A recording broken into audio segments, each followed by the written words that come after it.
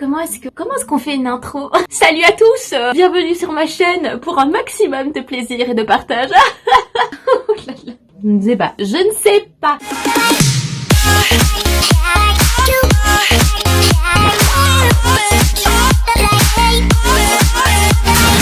Ah, cette fois-ci ça fonctionne avec ma belle tête du matin. Du matin, il est quand même 13h30. Hein.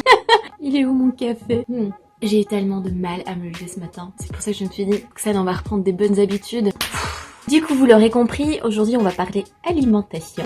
C'est noté dans le titre. Oh, faut que j'arrête avec ça. J'espère en tout cas que la vidéo sera pas trop longuette parce que je vais être sûre de rien oublier. Donc pour les personnes à qui ce sujet intéresse, prenez un petit carnet, prenez note et surtout dites-moi si ces conseils fonctionnent sur vous ou pas. Et c'est parti! Arrête avec ça, Roxane! Quand je pense que ça va faire bientôt 3 mois que je suis en arrêt à cause de ce putain de genou. J'ai eu la bonne idée de me blesser au roller. Mais c'est pas à cause du roller, hein. C'est juste que j'ai été mal confectionnée par mes parents. Merci papa. Merci maman. Bah pour ceux qui le savent ou qui le savent pas, j'ai une dysplasie de la rotule, une malformation de naissance. Et quand je fais un mouvement un peu brusque, même en faisant un bête truc, hein, bah crac, le genou, il se taille en République Dominicaine. J'en perds ma voix. Bref, ça fait 3 mois, je suis en arrêt. Yéna me peut plus.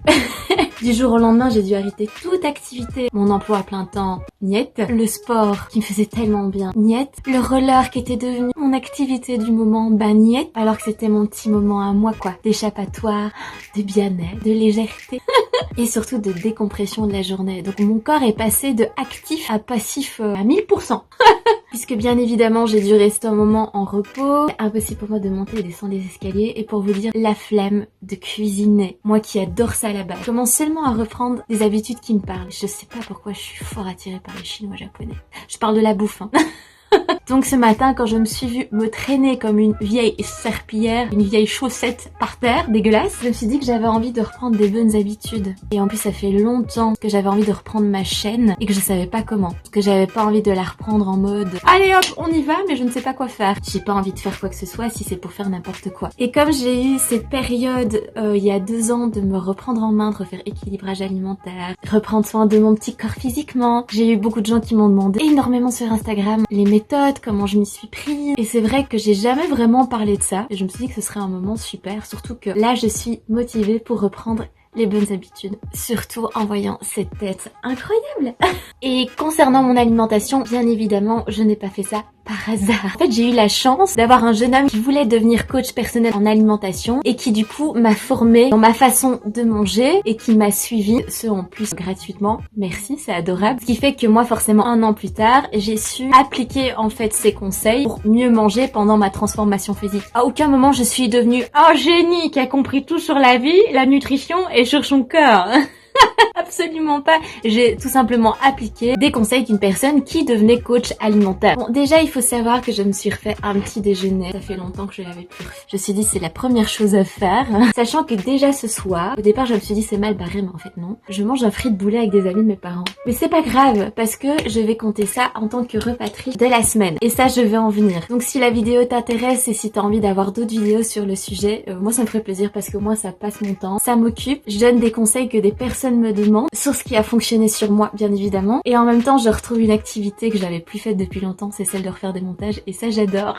Donc, la première chose que j'ai faite quand j'ai refait mon rééquilibrage alimentaire, ma remise en forme, c'est déjà utiliser les bons termes. La première chose à faire, c'est de mettre son mental en mode positif. Il y a certains termes inconsciemment qu'on utilise qui sont négatifs, comme il faut, tu dois, régime. Alors ça m'a fait bien rire quand les gens sont venus me trouver en me disant « Ça va ton régime ?» S'il vous plaît, non, on n'utilise pas le mot régime. L'exemple que je donne toujours, c'est que votre corps, donc déjà c'est votre allié, mais c'est comme votre voiture. Si vous donnez pas d'essence à votre voiture, c'est capote, la voiture, elle n'avance pas. La première chose à faire, c'est travailler le mental. C'est vraiment, en fait, l'élément moteur de votre motivation, parce que c'est lui qui vient engendrer toutes les émotions de votre corps durant ce challenge lifestyle.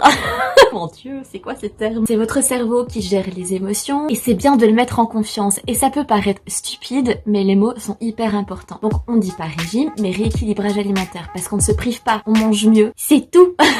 et on remplace mauvaises choses par les bonnes choses. Et ça, je vais y venir. Donc, première chose à faire, le mental. Moi, c'est ce que j'ai fait. C'est que j'ai encore eu des proches, il y a pas longtemps, qui sont venus me trouver pendant ma transformation et qui m'ont dit « Ah, moi, j'aimerais trop perdre 10 kilos en un mois. » C'est un exemple gros. C'est impossible, les gars. C'est foutre une pression incroyable à votre corps. Comme je dis, votre corps, c'est votre allié de toute une vie et vous devez le mettre en confiance. Comment voulez-vous dès le départ que ça fonctionne si vous dites à votre corps « Tu dois impérativement perdre tel temps, sinon je vais te cracher sur le dos. » Parce que c'est ce qu'on fait. Au moment où on punit son corps, s'il ne répond pas à nos exigences, c'est quand même triste. Forcément que le corps, il va pas réagir ou qu'il va être en mode yo-yo. Il va voir ça comme une pression, comme un danger. Donc du coup, il va se bloquer pour se protéger. On est gentil avec son corps et il faut accepter le fait que ça va prendre du temps. Tant mieux si ça prend du temps. Plus ça prend du temps, plus le résultat, on va dire minime par mois, plus vous êtes sûr que votre corps vous fait confiance et qu'il n'y aura pas ce côté yo-yo justement. Moi, c'était ma peur pendant mes 3 mois où là j'étais inactive, c'est de me dire mon corps va peut-être reprendre ce qu'il a perdu au final. Non, ce qu'il a gagné, parce que c'est pas une défaite, c'est une récompense. Et ben non, j'ai peut-être repris 3-4 kilos évidemment parce que je ne suis plus active, mais mon corps a été tellement habitué qu'au final ça n'a pas bougé. Oui, j'ai perdu en masse musculaire, ce qui est normal, et j'ai repris en masse graisseuse, ce qui est normal. Donc première chose à faire, on ne se rend pas malade, on ne se auto-mutile pas, c'est hyper important, on ne se pèse pas et on ne se regarde pas dans le miroir en disant mon Dieu, je suis grosse et je suis laide. On encourage son petit corps en disant tu vas voir, ça va être incroyable. Vous pouvez éventuellement, oui, vous peser au départ pour voir par la suite quand vous sentez le changement, parce que vous allez surtout le sentir, voir où en est votre corps. Mais en général, si dès le départ vous savez que vous avez un abonnement avec votre balance, je ne vous le conseille pas. Vous pouvez prendre éventuellement un petit carnet, prendre vos mesures et noter éventuellement les changements. Mais je vous dis, votre corps va l'indiquer de toute façon. Du coup, la balance, c'est notre ennemi, on le met de côté. Que déjà, un poids, ça ne veut rien dire. On a tous un corps et une morphologie différente. On a le poids de nos organes, le poids de nos os, et forcément ça influence. C'est comme ces jeunes femmes ou dames, peu importe, ou même hommes, quand je les vois se s'auto-engueuler parce qu'ils ne font pas une taille 36. Les gars, est-ce que vous vous rendez compte de la bêtise? On a tous une morphologie et une taille de hanche différente. Et si votre ossature est large d'une certaine façon, vous n'aurez pas un 36. Et c'est pas grave. Ça, ce sont des stéréotypes de la beauté de notre société d'aujourd'hui qui te dit pour être belle ou beau, tu dois faire du 36. Non, on casse tout de suite ça. Ça n'a rien à voir. Le plus important, c'est le bien-être de votre corps. Et vous allez voir, une fois que vous aurez fabriqué cette structure de confiance avec votre corps, vous allez tellement vous sentir bien que ça, ce sera que des idioties que vous allez complètement mettre de côté. Pareil, on ne se punit pas parce qu'on ne fait pas un 36. Alors, deuxième chose à faire, donc comme je disais, on ne fait pas de régime, on mange mieux. On va remplacer les mauvaises choses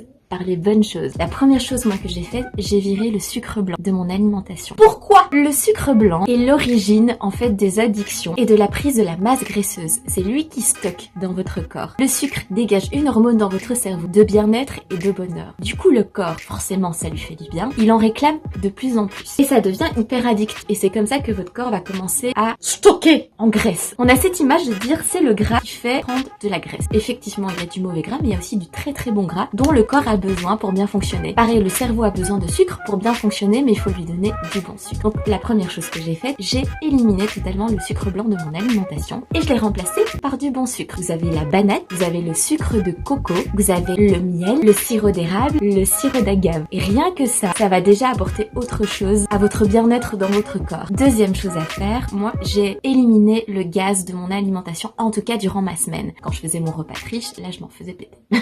Parce que le gaz déclenche forcément des ballonnements, de lourdeur. Et en général, on se sent très serré dans son jean. C'est pas très très chouette, hein. Donc j'ai éliminé ça et les boissons sucrées, bien évidemment. Je bois énormément d'eau, de thé ou de café. Bon, le café, je n'abuse pas non plus, c'est surtout le matin et le soir, je prends du thé, évidemment, sans sucre. Mais si vous êtes habitué à mettre du sucre, vous pouvez mettre un petit peu de sirop d'érable ou de miel, peu importe. Pour un peu sucré, ce n'est pas grave. Troisième chose, ne pas manger de féculents le soir. Pourquoi? Les féculents sont là pour créer de l'énergie dans votre corps. C'est très bien d'en manger à midi, quand vous avez des journées bien chargées. Le soir, votre corps n'a pas besoin d'énergie. Il a besoin de repos. Si vous donnez du féculent le soir à votre corps, la digestion est lourde, le sommeil est perturbé et forcément votre corps stocke parce que ces féculents ne sont pas éliminés durant la journée. Et oui, on peut très bien manger le soir sans crever la dalle et sans manger de féculents. Donc déjà, si vous appliquez déjà ces 3 choses, vous allez voir un changement incroyable. Je ferai d'autres vidéos si ça vous intéresse sur comment je mange la journée ou sur la semaine pour vous montrer que oui, il est totalement possible de bien manger avec beaucoup de saveur sans être affamé. en mangeant bien. Et puis pour en venir au repas triche, une fois par semaine, vous récompensez votre corps de lui avoir fait confiance. Donc moi souvent je le faisais le samedi ou le dimanche midi, en général c'est mieux. Maintenant si c'est samedi soir ou dimanche soir, c'est pas grave. Et même si c'est un autre jour de la semaine, ce n'est pas grave. C'est en fonction aussi de vos horaires et de ce qui vous arrange vous. Moi je le faisais le samedi et le dimanche midi. Je disais la journée j'élimine quand même et je me retrouve pas le soir à avoir mal au ventre parce que c'est ce qui arrivait, c'est que j'ai tellement pris l'habitude de manger d'une certaine façon que je ne savais plus manger en quantité. Et dans un repas triche, vous faites péter le ventre. C'est entrée, plat, dessert, petite bière passée, un petit verre de vin par là. Vous vous faites plaisir. Enfin, le but c'est pas de vous rendre malade, on est bien d'accord, mais de manger vraiment ce qui vous fait plaisir dans votre repas. Que ce soit pizza, hamburger, peu importe, c'est votre repas triche, votre repas qui récompense votre corps de vos efforts durant la semaine. Avec ça, votre corps va comprendre que ce que vous faites, c'est pour son bien-être. Et le fait d'agir et de faire confiance à ce que vous faites, eh ben il a une récompense à la clé. Ça va vous motiver, ça va vous récompenser et surtout ça va relancer la machine en fait pour recommencer à nouveau une semaine en mangeant bien. Donc voilà, moi par exemple aujourd'hui, bah voilà, je vais manger un boulet frites. Bon, je me suis levée un peu tard. Ça c'est important aussi, essayez si possible de manger avant 22h. Après 22h en général, le temps qu'en fait que la digestion se fasse, comme je disais, un repas un peu lourd peut perturber le sommeil, surtout s'il y a des féculents. C'est toujours en général conseillé de manger avant 22h, comme ça votre corps, votre estomac a le temps de tout malaxer, de tout digérer et de rester tranquille pendant toute votre nuit de sommeil, qui est un peu votre moment à jeun, ce qui est important parce que votre estomac travaille toute la journée et parfois il a besoin de repos. Donc si possible, essayez de manger avant 22h. Vous allez voir qu'avec tous ces petits éléments que je vous ai partagés, vous allez vous sentir tellement différent dans votre corps. Vous allez mieux dormir moins mais plus profondément, du coup votre sommeil sera réparateur, vous allez plus vous sentir ballonné bien dans votre corps et du coup vous allez tout le temps être de bonne humeur. Donc moi aujourd'hui, mon repas de ce soir, ce sera mon repas triche et je me suis fait un petit déjeuner ce matin que je vais vous montrer. Et pareil pour les petits déjeuners, je vous montrerai ce que je fais en général. C'est aussi en fonction de ce que vous faites et en fonction de votre faim également, c'est important. Mais ça, je vous montrerai ça dans une autre vidéo si ça vous intéresse. Voilà mon petit repas de ce matin. Enfin, il est 13h30. Hein.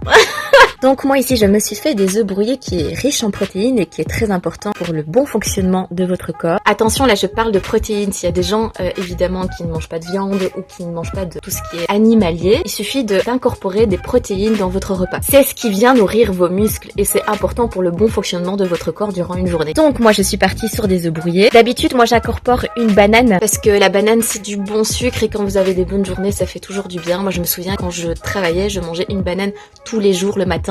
Et souvent on dit faut pas manger trop de bananes. Faut arrêter avec ça. De base les aliments ne font pas grossir, c'est vraiment si on abuse que là on prend du poids. Et il faut savoir que si vous ne dépassez pas votre nombre de calories par jour, vous n'allez pas prendre de poids. Mais ça c'est autre chose et j'en parlerai aussi dans une autre vidéo. Donc pour remplacer le côté sucre naturel, moi en ce moment je suis dans ma phase clémentine, j'adore ça donc je m'en fais péter. Donc j'ai mis une clémentine et ici des restes de framboise et de baies que je devais terminer. Là j'ai du skyr. Le skyr on en trouve facilement dans les supermarchés. C'est une sorte de yaourt un peu grec, sauf qu'il n'y a pas de sucre, il n'y a pas de matière graisseuse et c'est surtout riche en protéines. Skyr, je vous le note là. Et j'ai rajouté des petits flocons d'avoine qui sont aussi riches en plein d'apports nutritionnels pour le corps et qui a un effet aussi très rassasiant. Et puis moi ici je me suis fait mon petit café parce que j'avais la tête dans le cul ce matin, doucement avec ma chambre. Sinon d'habitude je bois du thé. Voilà, c'est en fonction de mes humeurs. Et surtout comme il est tard dans la journée, bah je ne mangerai pas trop à midi parce que là tout de suite je vais déjà manger ça et je sens que déjà que j'ai pas trop faim. Donc je vais déjà manger à ma faim et surtout je vais bien manger le soir. Donc voilà. J'espère que la vidéo vous a plu. Donc là c'est la première chose à faire pour prendre soin de son petit corps. Après si ça vous intéresse je pourrais faire une autre vidéo qui parle des activités physiques. Parle aussi comment bien manger dans une journée ou comment s'organiser dans la semaine. Voilà. Moi en tout cas ça me fait du bien de refaire des vidéos, de pouvoir donner des conseils comme on l'a demandé. Je trouvais ça très flatteur d'ailleurs. Commencez déjà par ceci et je vous dis à la prochaine dans une prochaine vidéo pour d'autres conseils qui vont vous accompagner dans cette remise en forme. Voilà.